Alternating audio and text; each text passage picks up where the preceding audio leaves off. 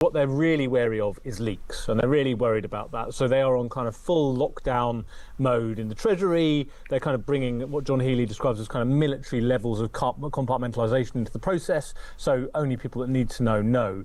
Let's talk politics now with the Times political editor, Stephen Swinford. Morning, Steve. Good morning. Should we start with the front page story this morning?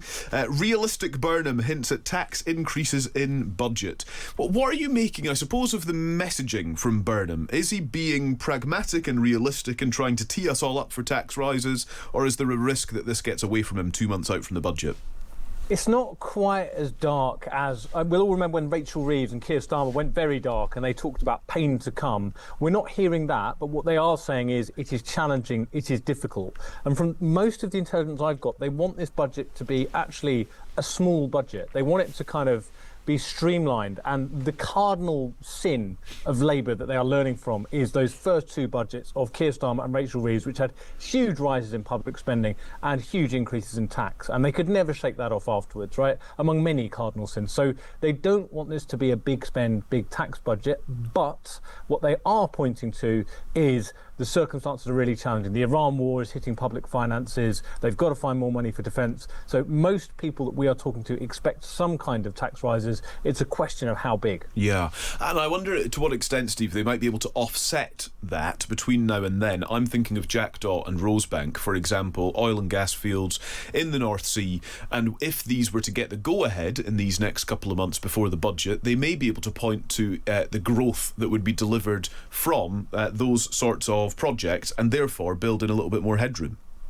I think that will be really challenging. They've struggled to score that with the body called the Office for Budget Responsibility, the official forecaster. But look, if you're looking for money, there's a couple of places that you could get it from. The bankers are obviously very concerned about it, and they are raising alarm bells about a potential banking levy. Some of the biggest bankers in the world have been lobbying very hard on that. But then also, we've seen energy companies secure huge profits recently off the back of the Iran war. So there is a world in which you actually get a two-pronged approach. They approve, as we expect next month, Jackdaw. That's going to get the go-ahead. We think it will be in September.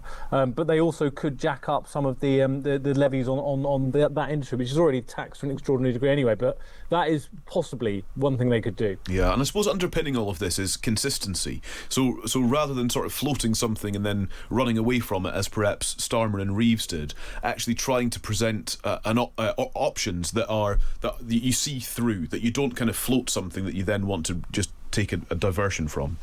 Exactly. They want to control the narrative this time. So what they're really wary of is leaks, and they're really worried about that. So they are on kind of full lockdown mode in the Treasury. They're kind of bringing what John Healey describes as kind of military levels of compartmentalisation into the process. So only people that need to know. So we'll see how that bears out over time. But look, it is a politically huge moment, October the 28th, and what Andy Burnham does will set the tenor for the rest of his premiership. The other story you've got on the front page of the Times this morning is about Thames Water, and actually, could we say that this is certainly a change of heart from Andy Burnham on Thames Water? Dare I say a U-turn? It's not quite a U-turn. They are saying that it's complex. They are saying, so the question that we're looking at is, do you put Thames Water into administration? That's the question on the table, which, Andy Burnham is grappling with, Keir Starmer grappled with. And what they've actually discovered is to do that is hugely expensive. There would be a massive risk of legal challenges, and it's practically very difficult. Now, why that's hard for Andy Burnham is because Andy Burnham put this front and centre of his premiership. During the Makerfield by-election, he actually said he wanted to nationalise Thames Water. He's now watered that back. He's talking about public control, which special administration would certainly be. But even that is really difficult. So what I am hearing is that the whole thing has effectively been shelved to a later date. So they need to do more work to try to work out solutions. But at the moment, they're worried that if they push the button and put it into administration, taxpayers could be on the hook for, £2 billion this year at least. There's the issue of paying creditors. And then there's the bigger issue of who would actually buy the thing if you put it into administration? Who would buy this ailing institution? So lots of very difficult questions with it. And you probably don't want to be answering those questions in the run-up to a big budget. Yeah, absolutely fair. Steve, great to speak to you this morning. Thank you very much. Cheers. That's Steve Swinford, who is the Times political editor. We begin with politics and our political correspondent, Terry Stiasny. Morning, Terry. Hi, good morning, Callum. Front page of the Times, John Healey looks like he might be raising taxes in October. Just talk us through what the Times is reporting. Well, yes, this was Andy Burnham was speaking to reporters on his trip to Ukraine, and he was asked about whether he was going to have John Healey raise taxes at the budget. And Andy Burnham, very carefully did not say that he wouldn't have to raise taxes. He said that he would always take a careful approach to things, that he wouldn't take risks with people's jobs or livelihoods, but also said that we are in a challenging position, and said whatever he did would be carefully thought through, would be funded, but there would be more to come as we go into the autumn. So, the fact that he hasn't explicitly said there will be no tax raises has, of course, led people to speculate that, given the current economic situation, that there might be. And things are going to get tougher for people. We've got the energy regulator dishing out the latest price cap on energy tomorrow, and so we're heading into an autumn where this cost of living squeeze could get quite real quite quickly.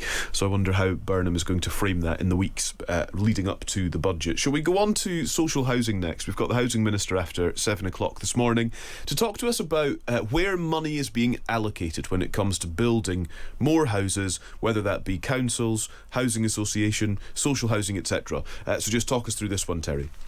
Yes, this is the announcement of the first phase of funding for social housing and affordable housing. So far what the government has said is that they're allocating £10 billion of funding, which will be spent over the next 10 years. That is hoped to provide 70,000 new homes outside London. There will also be an allocation of £6 billion to provide housing within London. About a third of that will be in 6 of the main mayoral areas, so places like Greater Manchester, the West Midlands, Yorkshire, for instance. And of what has been announced so far, the plan is that 60% of the new houses would be for social rent, so effectively council houses, and around 40% of houses would be for affordable rent, so sort of mixture of different types of ownership there. And of course, one of the questions here is how much of this housing is provided by local councils, which is what Andy Burnham had previously said that he would like to do in terms of providing housing, and how much will be through housing associations or other types of affordable homes. And that's one of the questions that the government still has to decide with some of the remaining funding. Let's go on to the Conservative Party leader Kemi Badenoch meeting the Italian Prime Minister Giorgia Meloni in a cafe in Rome yesterday, where she apparently was warned that a deal with Nigel Farage is a bad idea, and she was urged to, quote, be your own woman and stand your ground. Yes, Kemi Badenoch and Giorgia Meloni seem to have a friendship that goes back quite a few years. So they met in a cafe in Rome when the Conservative leader was there, and they seem to have had quite a wide-ranging conversation. So Giorgia Meloni advised Kemi Badenoch to continue to be herself and stand her ground, but she also warned her about the risks of doing deals with parties further to the right, which is something that Giorgia Meloni has an issue that she faced herself. They didn't seem to agree so much on the European Convention on Human Rights, because Giorgia Meloni said it needed to be reformed, whereas Kemi Badenoch said she would prefer to leave it. But they did have more in common when it talked about things like Ukraine and the economy, for instance. And finally, this morning, Terry, the Times reports that an anti-Semitism event has in effect been blocked by the Greens at their party conference. Will there be other anti-Semitism events? I suppose it's a bad look given the kind of buzz around the Greens at the moment. Yes, I think given some of the kinds of motions that are going to be discussed at the Green Party conference, it does seem, a bit unusual that they would want to block this particular event. So this was an event which is planned to be organised by the Anti-Semitism Policy Trust and the polling company More in Common, who wanted to discuss an event called What Does Getting It Right Look Like for the Green Party in terms of its views on anti-Semitism. And the party didn't want this to be part of the official Fringe programme. The organisers then suggested we could have this, somewhere separately but related and linked to the Fringe programme. And the party said they couldn't come to an agreement with the organisers on how the event could be made more inclusive, in their words. But it is, a bit of a concern for the party that if they are having lots of other discussions and motions on Israel in particular, that they are not so inclined to have one on how to deal with anti-Semitism. Yeah. Terry, thanks very much indeed. That's political correspondent Terry Stiasny.